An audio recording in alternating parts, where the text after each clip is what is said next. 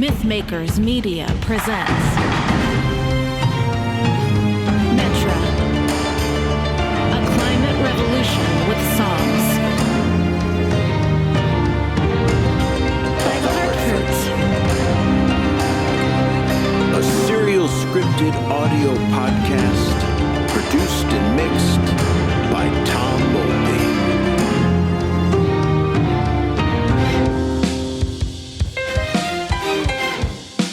Starring Jeannette Bayardelle as a glove for a nose. Cherrye J. Davis as Cori. Corinna Schulenburg as Sam. And Fred Inkley as Tyler. Featuring Alia Munsch, Rein. Cristina Obando Sanchez as our wonderful tree nymph chorus. Yeah. Change the myth. Change the world. Welcome. We three tree nymphs are here to present to you episode 3 of the scripted serial audio podcast of Metra, a climate revolution with songs. Recap. Aglaophanos brought aboard Cori. Cori brought aboard Sam. And then Sam was no longer aboard. Sam left. And now things are about to get much, much worse. Sing with me, sisters.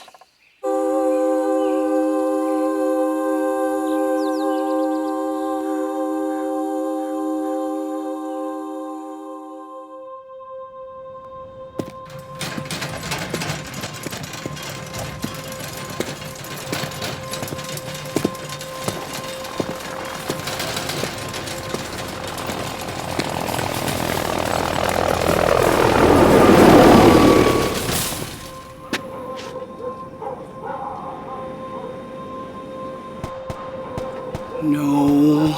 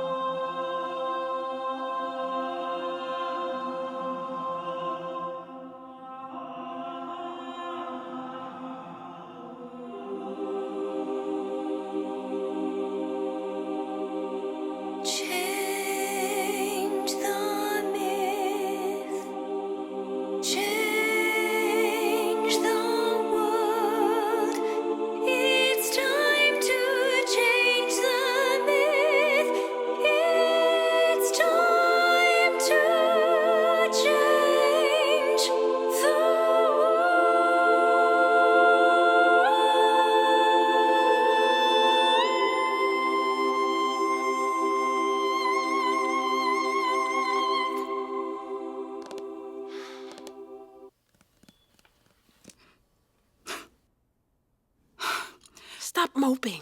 Moping? Innocent people suffered because of me. You harmed no one. I might as well have. We're closed. Cori, it's me. Sam. May I come in? Yeah.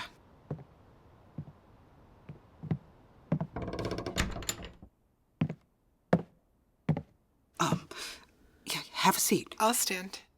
Sure. Of course. I thought the risk was worth it. We both did. And we warned people what might happen. And people were on board. They were. Outsiders work the bubble factories. They cart off the bubble garbage. They empty their septic systems. all the dirty work. If Jorgensen disappeared, there might be reprisals, but I didn't think that there would be...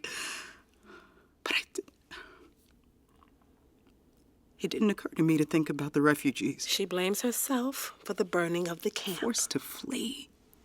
It's losing what little they had. People beaten. She wants to give up, to quit.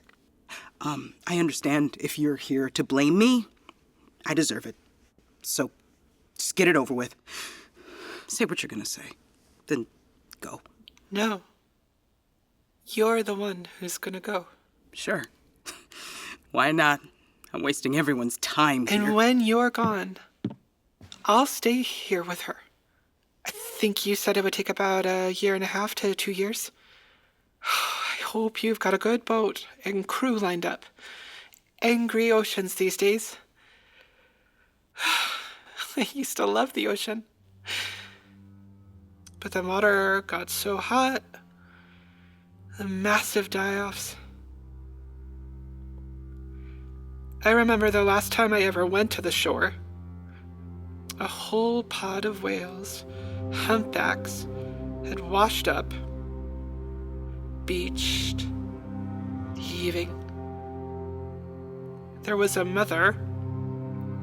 Next to her was her baby calf. She looked at me. She looked to me, like she was begging me for help to save the life of her child.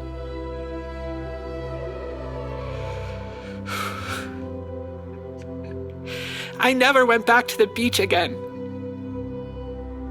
Cori, if you do survive, just know, by the time you get back with all her nymph sisters, I'll have put together and trained the myth-making teams. Just know, I'll be here. I'll be doing the work that I can do.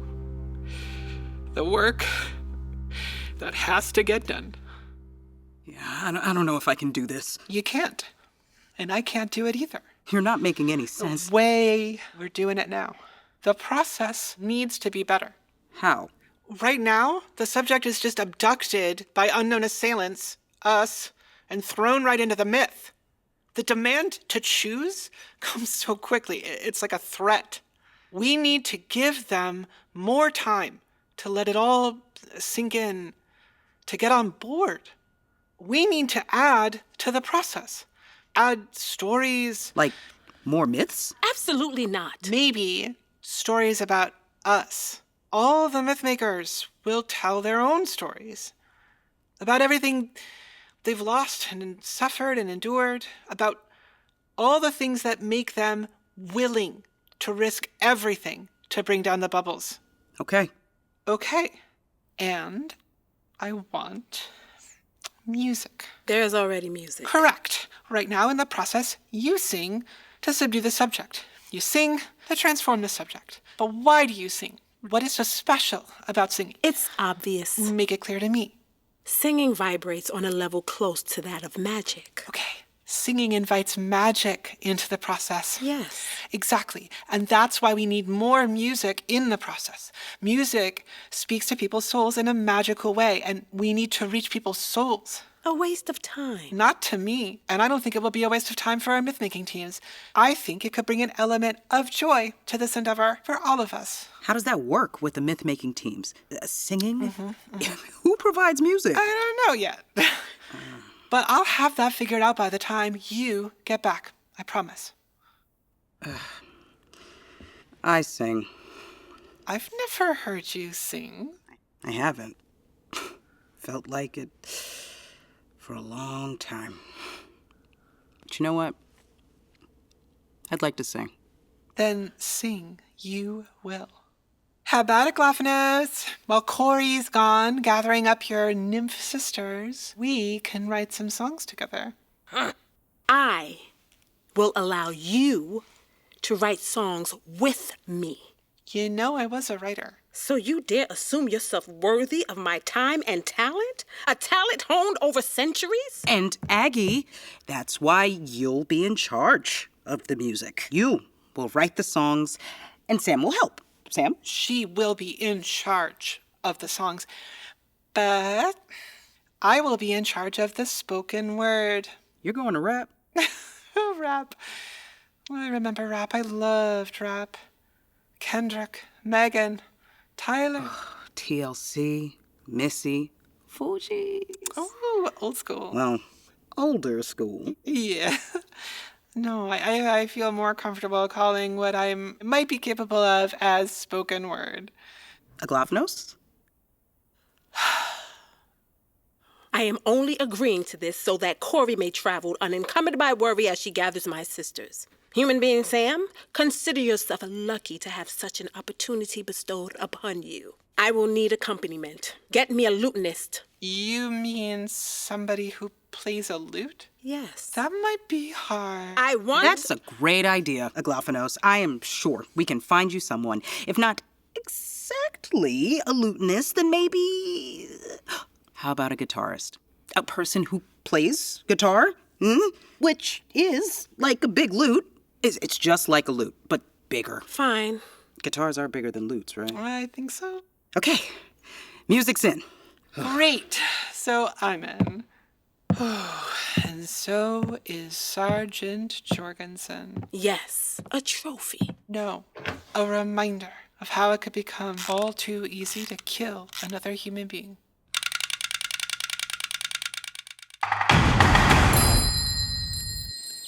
Dear Serial Audio Fiction Podcast listener, we hope you will allow us this interjection about her Glophanos and her angry rejection of Sam's unwitting offer of songwriting education. Perhaps this explanation will provide elucidation when you weigh the array of melody and rhyme that you say through today stood the test of time. Do you wonder where the inspiration might have come from for the most awesome music that you love to hum? It was Tree Nymphs. We bring it when we sing it, when we sing we bring bling bling to the thing. Yeah, Tree Nymphs.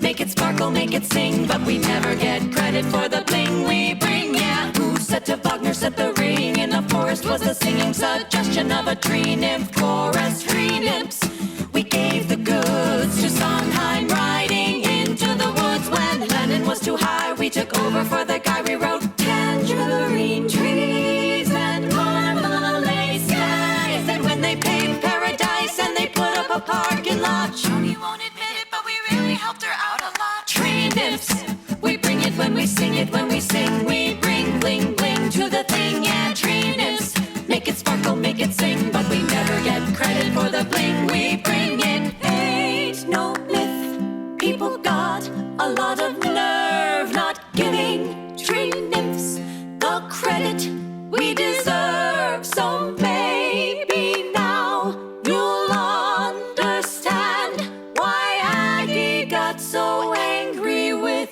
poor unwitting Sam. But Aggie gets over it. Eventually. But it takes a long time. 'Cause that was Aggie back then. Back in the year 2045.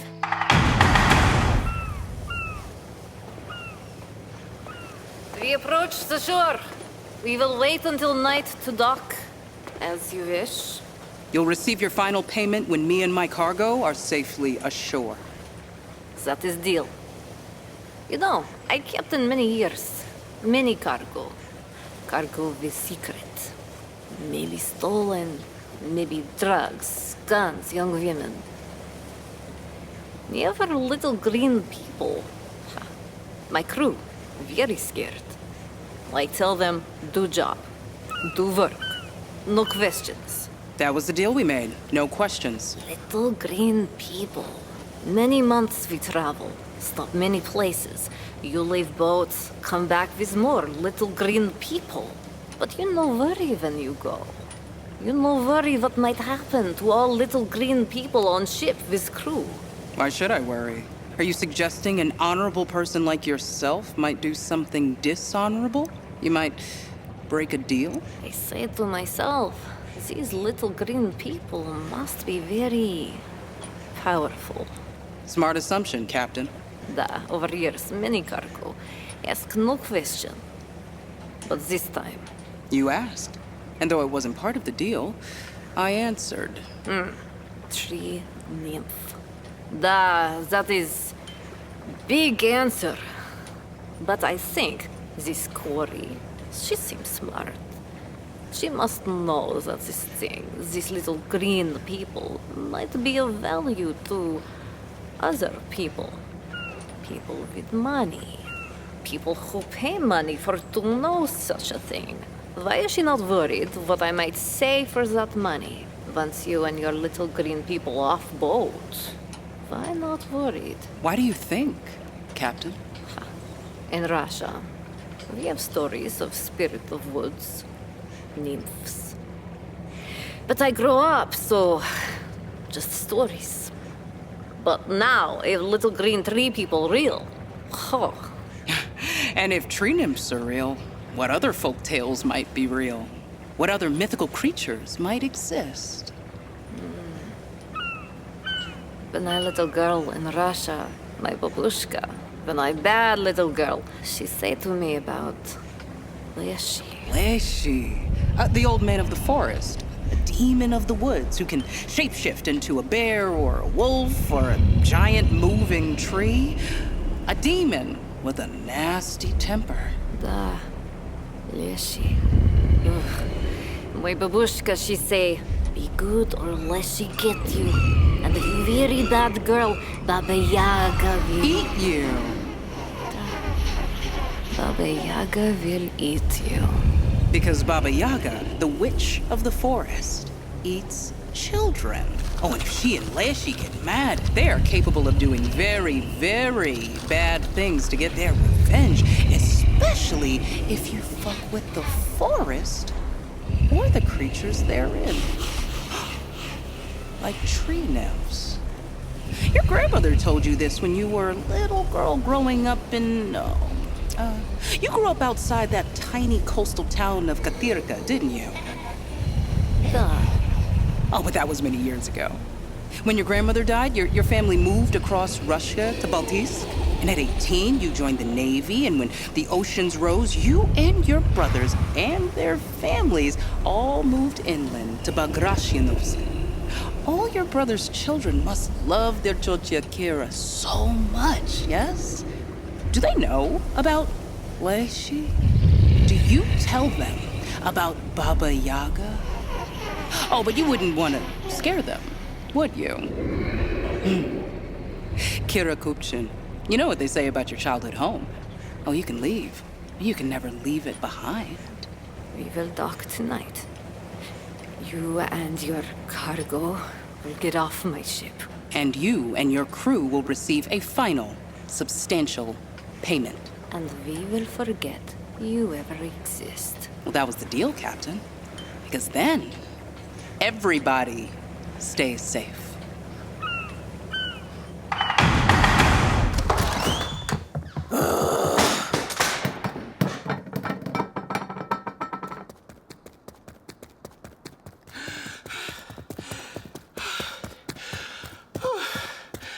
Wow. I'll just close this door, okay? Hot out there.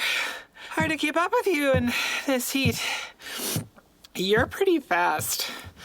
Tree nymphs are fast. Sprightly. Get it? Sprightly. Sprite.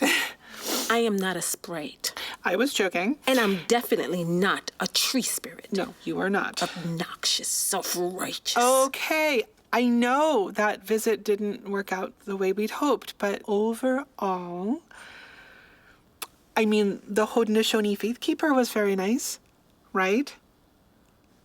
And I thought that was very cool, the way he summoned up that tree spirit. The whooshing noise, the sparkles. Humans are easily impressed. I don't think the tree spirit, I don't think she disliked you. She said, your sap is bitter. Yes, that was... Your sap is bitter because you carry vengeance in your core. Just like a tree spirit. So superior, so above it all, judging me, thinking she's better than me because tree spirits are immortal and tree nymphs are not. Oh. May I ask you, how long do tree nymphs live? When they aren't murdered by evil kings like my sister was? Yes. Thousands of years. May I ask how old you are? Thousands of years. Oh. I don't fear death. I only fear running out of time.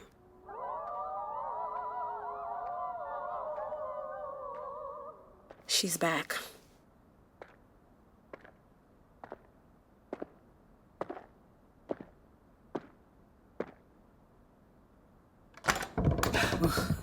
Cori? Oh, friend, you look exhausted. I am. Okay, you're safe. We were lucky. You should rest. I've got 100 tree nymphs in an abandoned warehouse about a quarter mile from here. The safe houses are all in place. Then let's go. I'll rest later. Good. Someone who appreciates the value of time.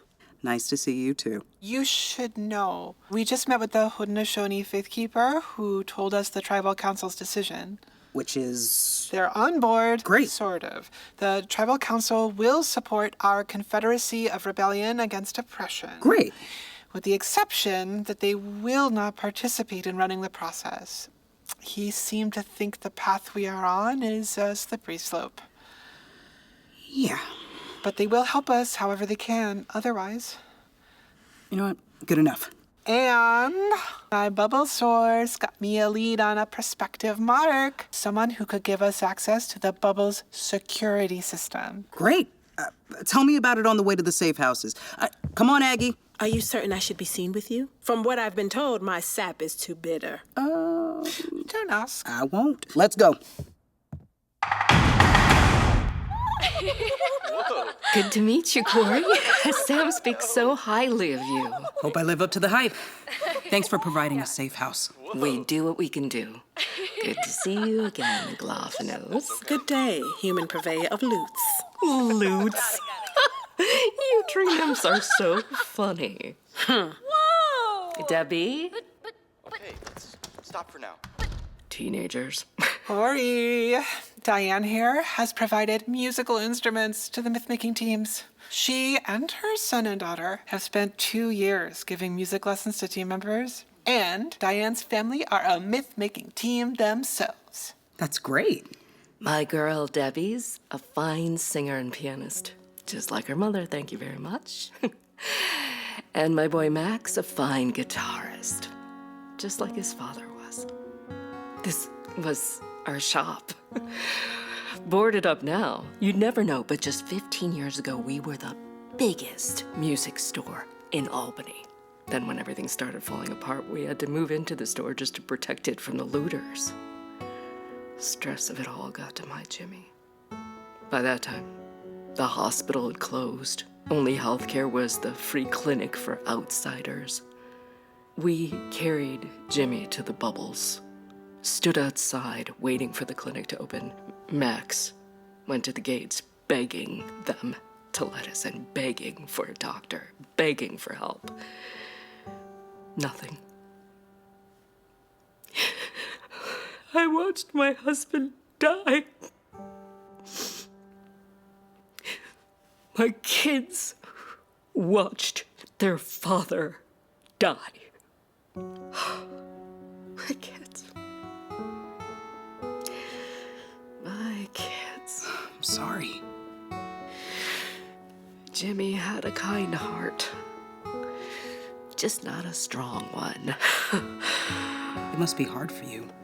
Raising 2 kids? Thank you for everything you're doing. We're happy to help however we can. Not like we're selling many guitars these days. Shame. We have some beauties. Building used to be a bank. We stored the vintage gear in the vault. Nobody to sell it to anymore, though. Shame. Do it! Make him walk around. Make him walk around! Hey, whoa! The kids are really bonding with that tree nymph. This is crazy! Debbie, tell the tree nymph to stop, please. But I didn't get my turn yet. Debbie? Mom says stop. Relax. You'll get your turn. Don't worry, you will. Sorry about that. Teenagers.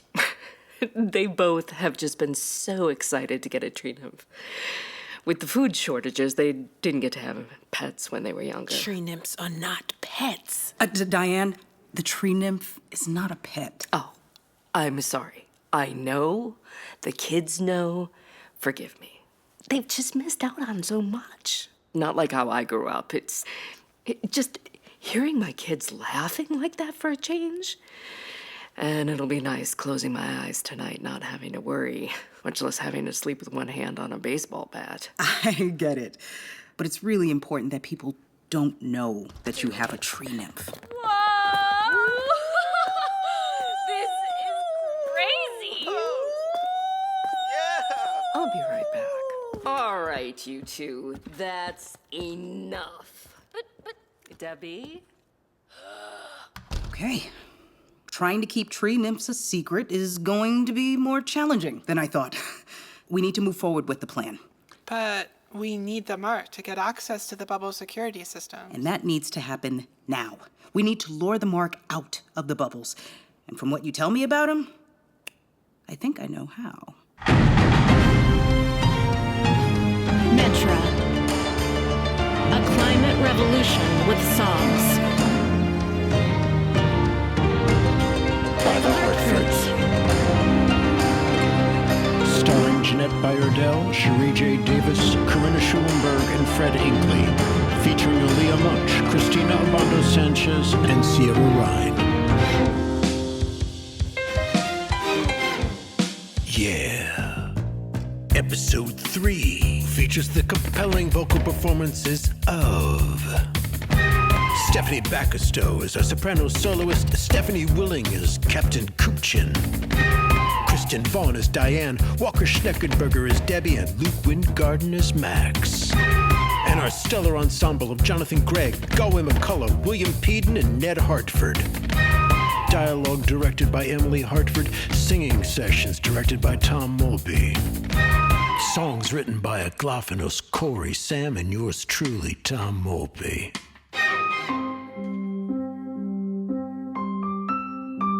Music and vocal arrangements, as well as sound editing and sound design by Tom Mulby. All audio produced and recorded and mixed by Tom Mulby at MythMakers Media Studios. Principal casting by McCorkle Casting. Additional casting by MythMakers Media. Public Relations and Media Outreach by Tink Media. Visit our website, metrathemusical.com, for a detailed list of credits and thanks. Follow us on Instagram and Blue Sky at Metra the Musical, all one word.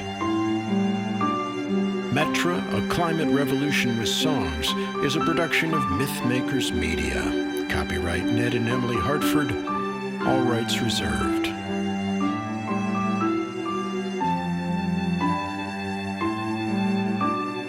Remember, change the myth, change the world. You grade A+, wonder us, motherfucking fabulous climate revolutionaries. That's a reference from one of the later episodes, so when you get there, you're gonna be like, oh yeah, I recognize that. Like a little Easter egg.